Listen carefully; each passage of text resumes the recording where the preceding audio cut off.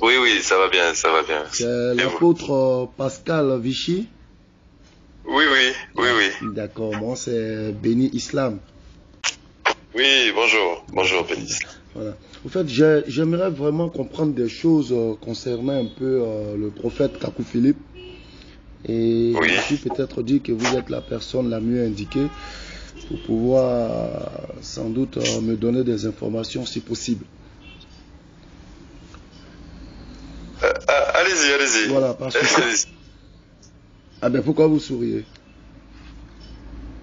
Bon, je souris parce que je suis moi-même, je pense pas être même la personne la plus appropriée, vu que moi-même je suis disciple du prophète Kakou Philippe, ça va faire 1 an. Et je crois que bon, vous-même, ça fait longtemps que vous connaissez le message et que vous avez pu être en contact avec des personnes affermies qui connaissent peut-être encore plus. Donc je sais pas vraiment la démarche de m'appeler moi pour savoir qui serait peut-être mieux informé que ceux à qui vous avez déjà demandé. Mais allez-y quand même, allez-y. Bon, je sais pas. Qu'est-ce que vous dites? Peut-être que j'ai déjà demandé à X ou à Y. Bon, Dieu nous a donné les capacités d'échanger avec des gens. Qu'est-ce que je peux vous dire de plus? Oh oui, c'est vrai. Bon, je sais que vous avez déjà échangé avec beaucoup, avec David Nkanka, avec l'apôtre Amand Martin. Si vous avez déjà échangé avec eux, je pars du principe que si on parle de Dieu, c'est pour chercher à comprendre. En tout cas, vous êtes venu vous présenter comme ça, comme une personne qui cherche à comprendre. Non, je cherche effectivement. Non. Quand je dis chercher à comprendre peut avoir plusieurs formes. C'est-à-dire, je cherche à savoir la quintessence de ce à quoi vous croyez. C'est pourquoi peut-être j'essaie souvent de vouloir échanger avec les frères dont vous avez parlé, mais qui malheureusement, bon, pour la plupart, m'esquivent en quelque sorte.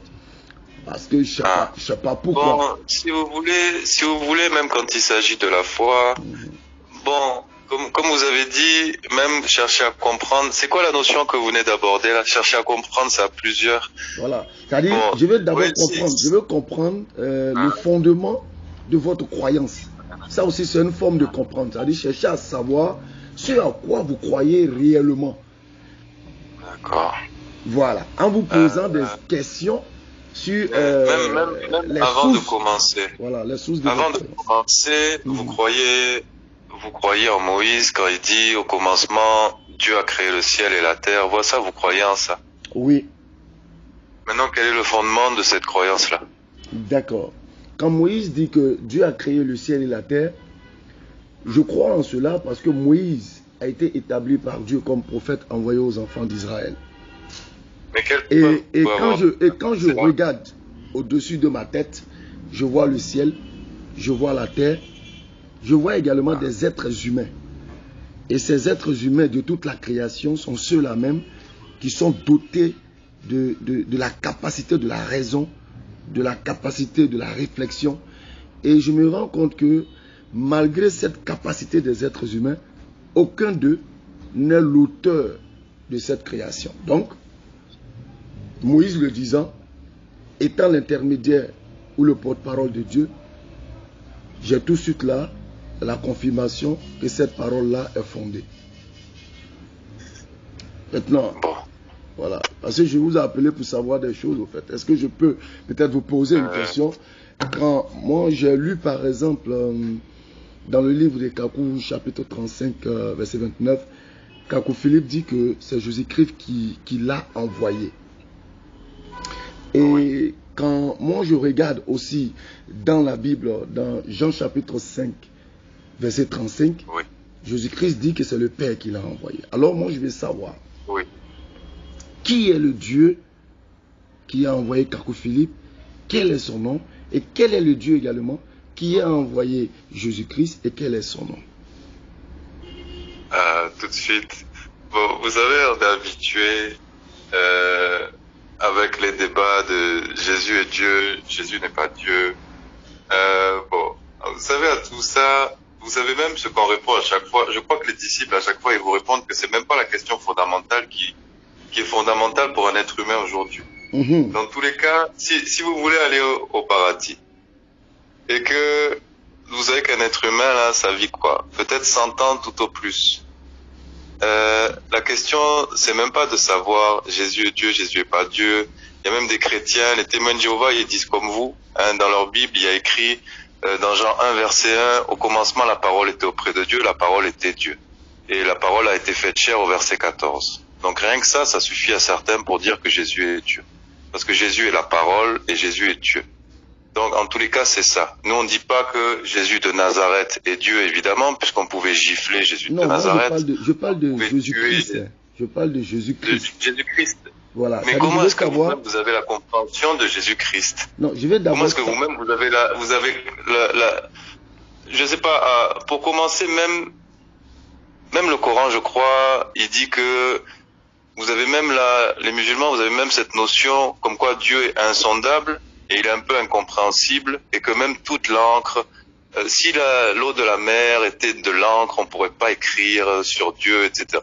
Oui, donc pourquoi est-ce que pourquoi est-ce que vous voulez qu'on débatte, nous, avec nos cerveaux d'humains, sur l'essence de Dieu ou pas? Non. Est-ce que vous croyez que Dieu est omniscient? Est-ce que vous croyez que Dieu est omniprésent? Non, attendez. Moi, c'est ça, je vous pose la question. Est-ce que Dieu est omniprésent? Je viens, avant de répondre à votre question, je pense que ma question est un peu claire.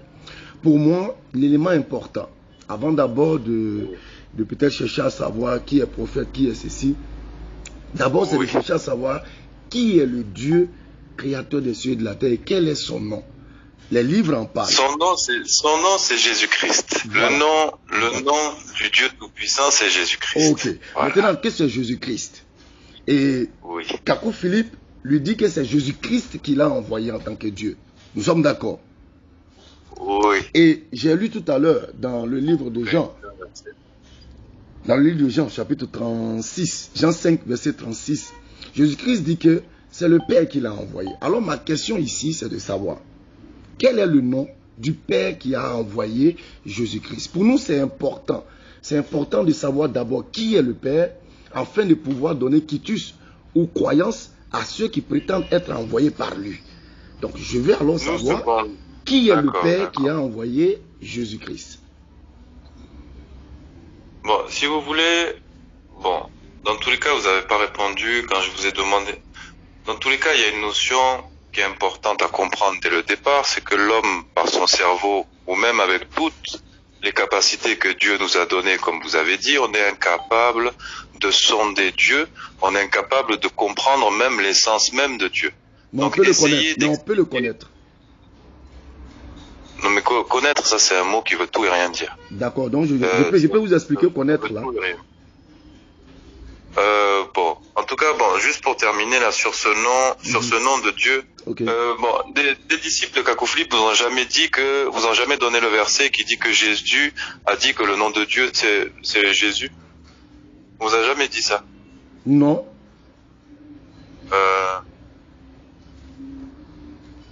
Alors, je sais pas si je vais vous dire. Alors moi je veux savoir quel est le Dieu qui a envoyé Jésus-Christ.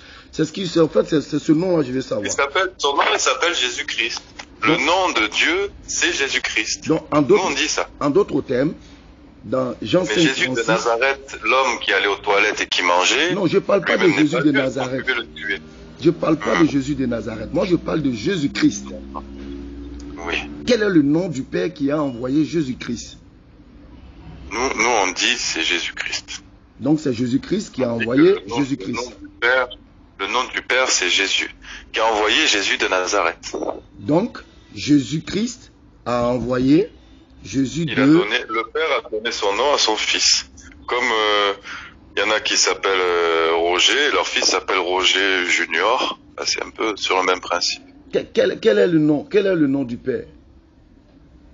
Nous, on dit c'est Jésus-Christ. Donc, c'est Jésus-Christ. Le père s'appelle Roger, il appelle son fils Roger Junior. C'est le même principe. D'accord. Est-ce que Adam aussi est fils de Dieu? Mais le monsieur qui s'appelle Roger, il va appeler un de ses fils Roger Junior et l'autre fils, il va l'appeler François. D'accord. L'autre fils qui s'appelle François. L'autre fils qui s'appelle François. Est-ce que lui aussi porte le nom du Père? Pas forcément. Comment ça? Comment Vichy? Attendez.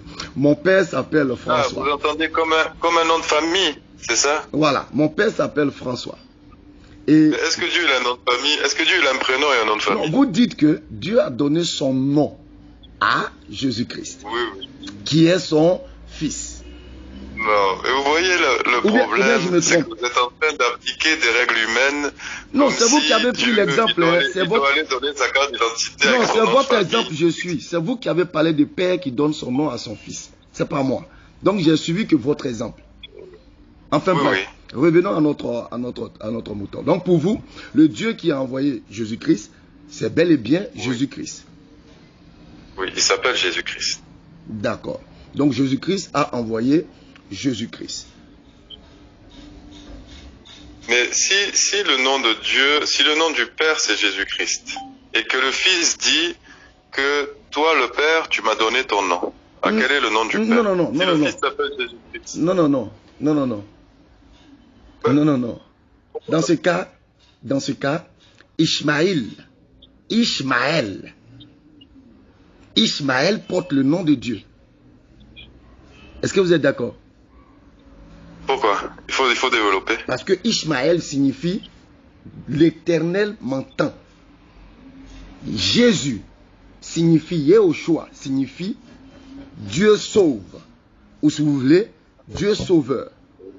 Mais est-ce que le nom et le sens du nom font du porteur le sens du nom?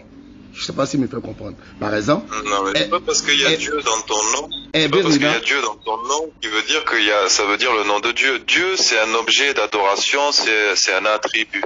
D'accord. Là, je suis d'accord avec ça. Ça n'est pas un nom propre. Je suis d'accord. Donc, s'il y a quelque chose qui est en référence à Dieu dans ton nom, bon, ça veut rien dire. D'accord. Donc, moi, déjà... Je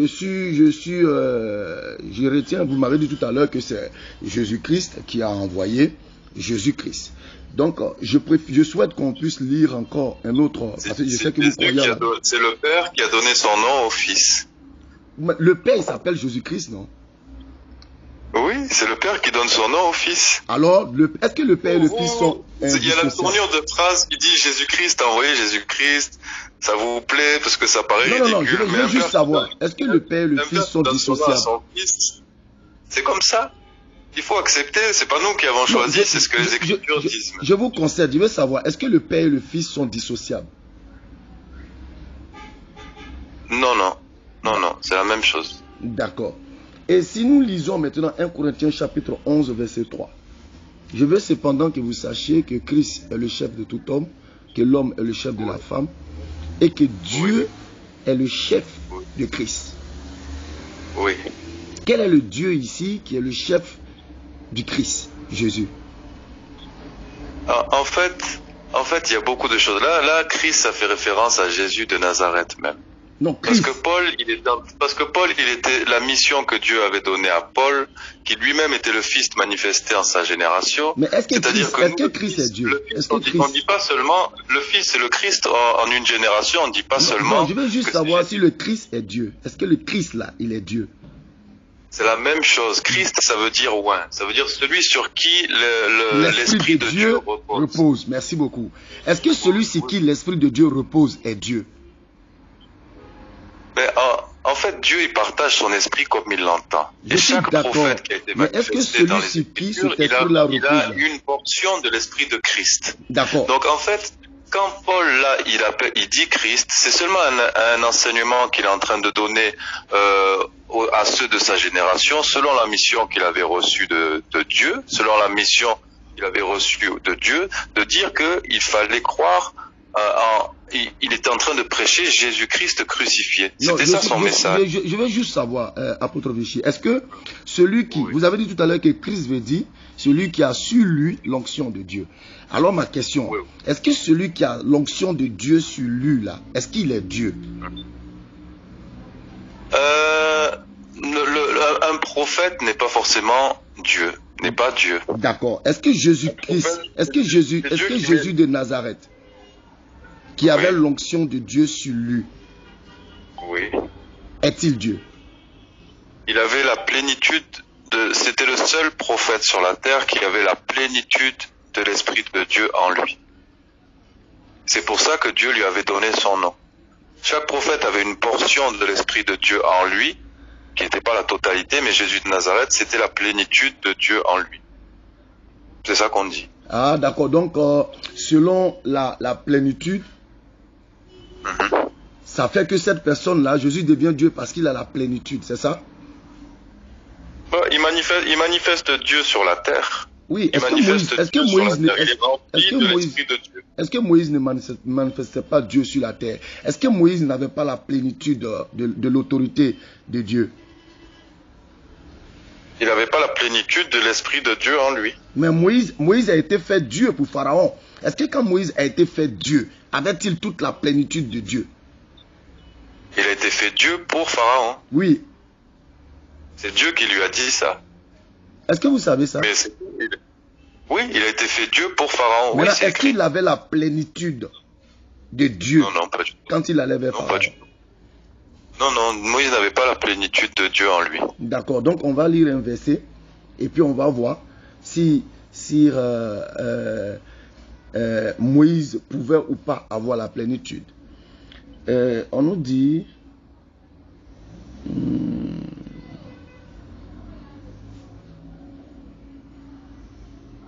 Bien, regardez, je prends Jean chapitre 1, verset 15. Jean lui a rendu témoignage et s'est écrié. C'est celui dont j'ai dit, celui qui vient après moi m'a précédé, car il était avant moi. Et nous avons tous reçu de sa plénitude et grâce pour grâce. Je veux savoir, tous ceux qui ont reçu cette plénitude-là, est-ce qu'ils sont Dieu? Quand on dit recevoir de sa plénitude, ou recevoir la plénitude, c'est pas pareil? Comment? J'ai pas entendu répéter, s'il vous plaît. Si je dis que je reçois, il y a une plénitude quelque part. Et quelqu'un a la plénitude de quelque chose, et dit on a reçu de sa plénitude. La plénitude, c'est une chose, et quand on reçoit, quelqu'un me donne de sa plénitude, c'est il partage une partie avec moi. Non, le mot plein. Mais si je reçois la plénitude, c'est je reçois la plénitude. S'il y avait écrit, nous avons reçu tous la plénitude. Non, je viens d'abord, je viens. Recevoir. Quand on parle de plénitude, là, quel sens vous donnez à plénitude? Mais quelqu'un qui dit j'ai reçu de sa plénitude, ça ne veut pas dire qu'il a reçu de la plénitude en entier. D'accord. Regardez comment je vais vous montrer le sens profond du verset. Éphésiens chapitre 3, verset 19.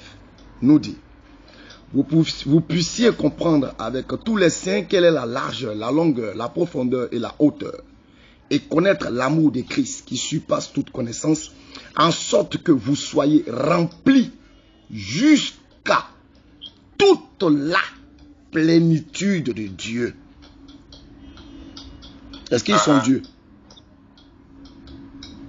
Attends. C'est quoi le verset là? Éphésiens 3, verset 19. Allons-y. Suivez avec moi, allez-y.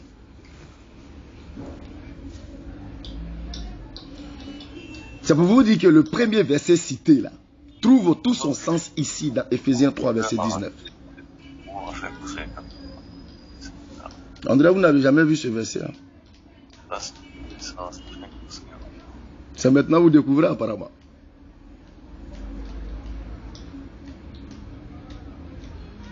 Achille, vous êtes là? Vous avez... Allô? Oui, vous êtes là? Oui, je suis là, Vous avez lu, André, que vous découvrez le verset aujourd'hui là? Non, mais on n'a pas une mémoire infinie. Hein. D'accord, d'accord. Juste pour vous dire, il y a des choses même, si on lit, vous savez, toutes les églises, elles attendent l'enlèvement. Par exemple, hein, pour parler de Paul. Et même si on lit beaucoup d'écrits de Paul, il pouvait dire même, nous serons enlevés dans les airs ou des choses comme ça. Comme si lui-même, il allait vivre l'enlèvement. Non, mais apôtre Vichy, Paul n'a pas vécu l'enlèvement. Donc, il parle de choses en prévision. Donc, c'est Dieu qui s'adresse à son prophète, qui s'adresse à son peuple. Le verset là, il est clair. Vous avez dit que Jésus a la plénitude de la divinité. Dire qu'un verset est clair, c'est qu'un prophète qui peut dire ça. Bon, d'accord, ok. Vous parlez avec votre cerveau humain et vous attribuez une espèce de Vichy, est-ce que vous pouvez m'expliquer ça? Mais est-ce que ça veut dire que là, tous les saints, ils ont la plénitude de Dieu? Mais qu'est-ce qui est écrit? Qu'est-ce qui est écrit? Vous voulez pas parler? Mais il y a écrit jusqu'à ce que vous ayez la plénitude. Mais qui a la plénitude dans ce verset même? Qui, au moment où Paul y parle là, qui a la plénitude de Dieu là? De qui le texte parle? De qui le texte parle? Mais c'est Paul qui parle à ses disciples. Alors, est-ce que les disciples, vous devez comprendre tout ça jusqu'à ce que vous ayez reçu, jusqu'à ce que, attends, il dit quoi? Jusqu'à ce que vous soyez remplis jusqu'à toute la plénitude de Dieu. Est-ce que cela a été accompli? Ça a été accompli ou pas? Mais qui peut savoir? Dites-moi si ça a été accompli ou pas. Ah, d'accord. Donc, je retiens que ce verset n'a aucunement eu son accomplissement sur aucun disciple, selon vous de Paul. C'est à vous de me dire ça. C'est à vous de me dire ça. Moi, je lis et je dis, si on doit s'en tenir à ce qui est écrit, et selon vous, Paul serait prophète. Donc, si Paul là a prédit ceci, il est clair que la parole d'un prophète, quand c'est prédit, ça doit s'accomplir. Est-ce que ce verset, vous êtes en train de dire que ça n'a pas eu son accomplissement? Mais Ben Islam, là, vous êtes en train d'exposer. Bon, non, je n'expose pas. Même votre ignorance des choses spirituelles. Non, je veux qu'on comprenne. Non, c'est pas une question d'ignorance. Vous avez donné beaucoup de prophéties par rapport à Jésus. Est-ce que ça a été accompli restons ici. Non, c'est la parole de Dieu, c'est comme ça. Est-ce que c'est à vous de dire quand est-ce qu'une prophétie de Dieu doit s'accomplir? Non, je viens. C'est dans l'esprit de l'islam qui est complètement... Non, si vous voulez qu'on parle de l'islam, on parlera de l'islam. À la Bible, vous essayez de penser à Dieu à sa place. Vous essayez de parler pour Dieu à sa place. Si vous voulez qu'on parle de l'islam, tout ce que vous êtes en train de faire là, c'est réduire la pensée de Dieu à votre pensée humaine. Et c'est ça qui est complètement stupide. Attendez. Si vous voulez qu'on parle de l'islam, vous avez fait que parler et vous me sortez des versets. Non, s'il vous plaît. S'il vous plaît. Non, je vous ai laissé parler, ça fait 20 minutes. Je veux qu'on parle du verset là, au fait. Vous avez dit que Jésus-Christ, il est Dieu. Moi, je veux pas qu'on parle il est le seul. Vous dites qu'il est le seul prophète. Il est le seul prophète à avoir la plénitude de Dieu. C'est ce qu'il vous avait dit. Il avait lui-même la plénitude de Dieu manifestée en lui. Non, ça dit pour moi, perfectionnement des saints, c'est une partie de son message. Si vous ne me laissez pas parler, c'est un bon, allez-y. Vous voulez aller dans votre sens. Allez-y. Vous voulez aller dans votre sens, mais votre sens, c'est n'importe quoi. Allez-y, pour ne pas que vous rapprochiez, mais n'employons pas trop de gros mots, quoi. Voilà, n'employons pas trop de gros mots. N'importe quoi. Dire que vous êtes dans n'importe quoi, c'est pas un gros mot. D'accord, allons-y. Donc, dans tous les cas, Paul, le message qu'il avait pour ses disciples, c'était toujours un message qui allait dans le sens du perfectionnement des saints. Mais Paul, il a dit même que lui-même, il a posé le fondement. Donc, lui-même, Paul avait commencé à prêcher le perfectionnement des saints, et c'était beaucoup dans son message. Même, je crois que le mot perfectionnement, il l'utilise beaucoup. Donc, tout son message, il va dans ce sens du perfectionnement des saints, et la destination finale de ce perfectionnement, c'est je sais pas ce qu'il y a écrit dans le verset, jusqu'à être rempli, jusqu'à toute la plénitude de Dieu. Bien. Mais au moment où Paul, mais si je veux vous commencer, si on rentre même dans un cursus, est-ce que lorsqu'on est rempli de toute la plénitude de bac plus 10, c'est d'avoir un master 2 ou d'avoir un doctorat. Non, s'il vous plaît, est-ce que quand on est rempli de toute la plénitude, s'il vous plaît, quand on est rempli de toute la plénitude, moi je n'entre pas, je veux pas, non, s'il vous plaît, laissez-moi parler. Je ne veux pas employer de gros mots avec vous, je serai vraiment très poli et courtois, Inch'Allah. Alors, quand on parle de être rempli de la plénitude là, voilà ma question. Une personne remplie de la plénitude qui n'est pas Jésus, est-ce que cette personne est Dieu? Mais là, ça fait référence même au paradis. Qui vous dit de quand? Mais de quoi est-ce qu'il parle même? Il faut m'expliquer les révélations que Dieu vous donne pour que vous-même là... Ma question elle est claire. Est-ce qu'une personne qui est remplie, qui a la plénitude de Dieu, à la différence de Jésus là, est-ce que cette personne est Dieu? Parce que vous dites, Jésus il est Dieu parce qu'il a la plénitude. Et maintenant je vous pose la question, à la lumière de ce verset, une personne qui a la plénitude de Dieu là, est-ce que cette personne est Dieu? À la différence de Jésus. Ben Islam, c'est quoi votre but là? Bon, vous savez, nous, notre but et l'espérance qu'on a même du paradis, nous, on veut vivre dans la présence de Dieu pour l'éternité. Vous répondez à la question ou bien vous êtes en train de faire notre développement? Je suis en train de répondre à la question, ça vous plaît ou pas? Après, allons-y. Donc, nous, c'est ça, on veut. Vous voulez le paradis où il y a des femmes, on couche avec, elles redeviennent vierges. Bon, c'est pas ça qui est important. La plénitude. À partir de là, parce que nous, c'est ça on veut. Non, c'est pas ça que ma question ne parle pas de paradis où on couche avec la présence de Dieu pour l'éternité. Vous, c'est peut-être film porno. Bon, c'est pas grave. C'est pas là-bas la question. Apôtre Vichy, vous êtes en train de ruser. Les risques qu'on peut développer. Non, vous êtes en train de ruser. Vous êtes en train. Apôtre Vichy, vous êtes en train de ruser. Et vous ne voulez pas répondre à la question. Mais je suis en train de répondre. Non. Est-ce que la question fait référence au Uri? Non. Je vous pose une question simple. Vous, en tant qu'apôtre, où est de Kakou Philippe? Ça veut dire vous avez sur vous l'Esprit Saint de Kakou Philippe. Alors ma question est claire. Je repose encore ma question. Est-ce qu'une personne, selon Ephésiens 3, verset 19, qui a la plénitude de Dieu, est-ce que cette personne-là devient Dieu ou est Dieu? Voici la question. Vous parlez de Uri. Pour moi, vous tombez un peu dans un niveau maternel pour un apôtre. Excusez-moi, mais c'est du tout et du n'importe quoi que vous êtes en train de dire. Je suis désolé. Alors, répondez à la question. Est-ce que selon Ephésiens 3, 19, une personne qui a la plénitude de Dieu, est-ce qu'elle est Dieu, oui ou non? Voici la question. Mais vous là, faut expliquer. faut expliquer. Mais vous êtes apôtre ouin de Kakou Philippe. Vous, l'apôtre Vichy. Alors dans votre position, là, je vous pose alors la question. Vous êtes complètement toute la manière avec laquelle vous appréhendez Dieu, même vous appréhendez les Écritures. Non, c'est pas ça qui est important. C'est ma question là, vous devez répondre. De la manière moi j'appréhende Dieu actuellement, ne doit pas avoir d'importance. Pourquoi? Parce que je vous pose une question claire et précise. Vous dites que Jésus-Christ, il est Dieu parce qu'il a la plénitude de Dieu et il serait le seul. Or, on apprend dans Ephésiens 3, 19 que toute personne qui a la croyance certaine à la plénitude de Dieu. Est-ce que ces personnes-là sont Dieu? Il ne faut pas perdre le réseau comme ça. Non, mon réseau est tellement stable. J'ai dit, mon réseau est tellement stable que vous avez du mal même à me connecter. Je vais rebrancher le câble. Ça dit, vous avez du mal à me déconnecter tellement mon réseau est plein. J'ai la plénitude du réseau. Et vous ne pouvez pas me déconnecter. Donc répondez à la question clairement. Laissez les houris, tout ça, ça c'est de la diversion. Mais vous ne me laissez pas parler. Non, vous avez parlé.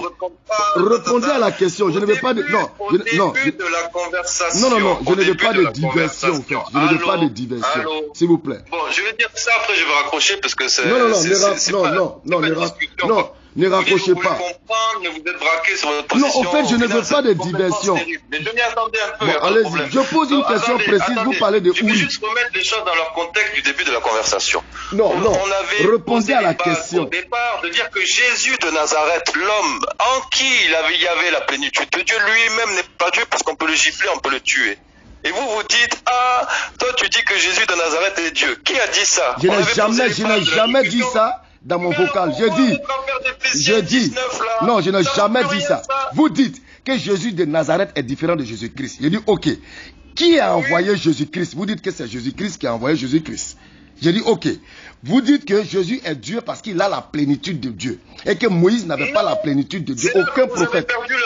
Aucun prophète n'avait la plénitude de Dieu. Et c'est ce que vous avez dit.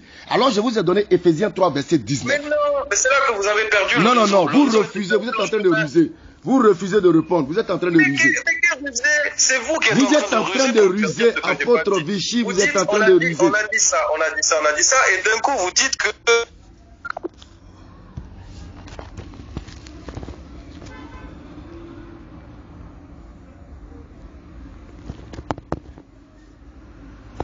Ah ouais, les disciples de Kakou Philippe sont balèzes.